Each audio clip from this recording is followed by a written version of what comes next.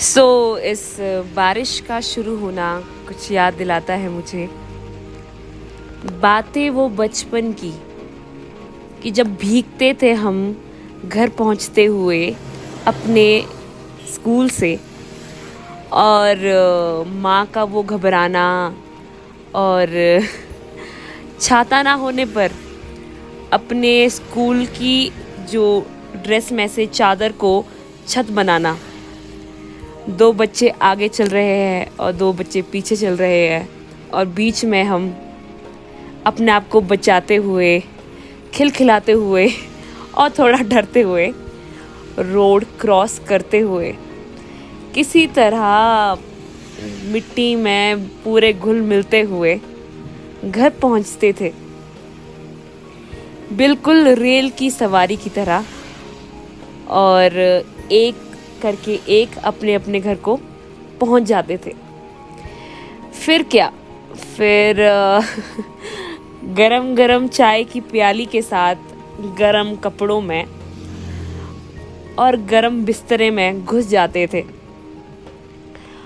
और थोड़ा डरते भी थे बारिश की आवाज़ से, क्योंकि छत बहुत नज़दीक थी।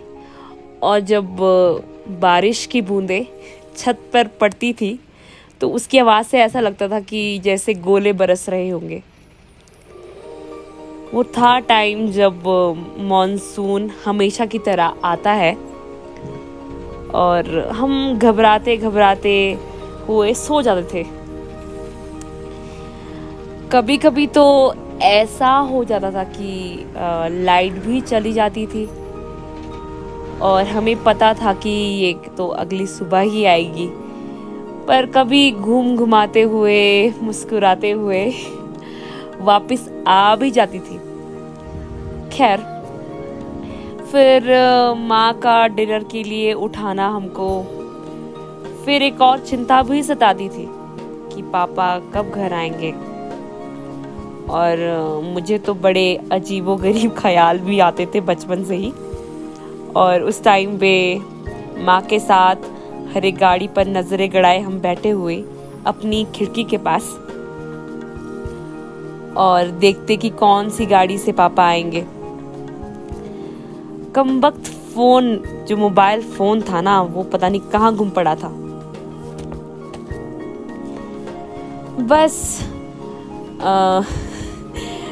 दूरदर्शन के रेडियो का जो मीडियम वेव था उससे थोड़ा बहुत मनोरंजन हो जाता था हमारा, क्योंकि लाइट के बिना सोना भी कितना सोना, हमेशा बोरिंग हो जाता था।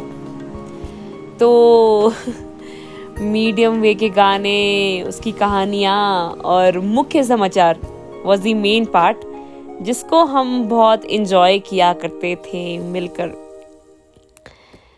देखो समय कितना बदल गया है, सब कुछ कितना नया नया सा है, कितना पाया है हम लोगों ने, पर खोया भी तो कितना है ना। पर खैर, इसी का नाम तो जिंदगी है। परिवर्तन तो समय का खेल ही है और जिसमें हम हर पल खर्च होते जा रहे हैं। तो मैं सोच रही हूँ कि अगर वैसे भी जिंदगी खर्च हो ही रही है तो क्यों ना इस जिंदगी को, इस जीवन को जो बहुत ही मुश्किलों से मिलता है, तो क्यों ना इसको समझदारी के साथ, अच्छी नीयत के साथ और सोच समझकर खर्च किया जाए। आप लोगों का क्या मानना है? प्लीज बताइए, let me know in the comment section. और सामने तो आपको ब्यूटीफुल ब्यूटीफुल वादियाँ दिख ही रही होगी और इसमें बहुत सारा धुआं उठता हुआ बादलों के बीच में ये पूरा पहाड़ जो ढक गया है, कुछ पेड़ पौधे दिख रहे हैं और जो बोल रहे हैं कि हमें सूरज की एक किरण नहीं दिख रही है। ये तो मॉनसून का एक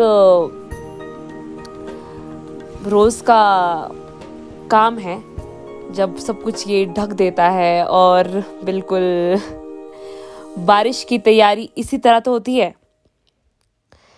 सो गाइस, यही थी आज की मेरी कहानी। Thank you for watching and listening to my content. So, see you with the next new video very soon. Thank you very much for watching. Thank you so much.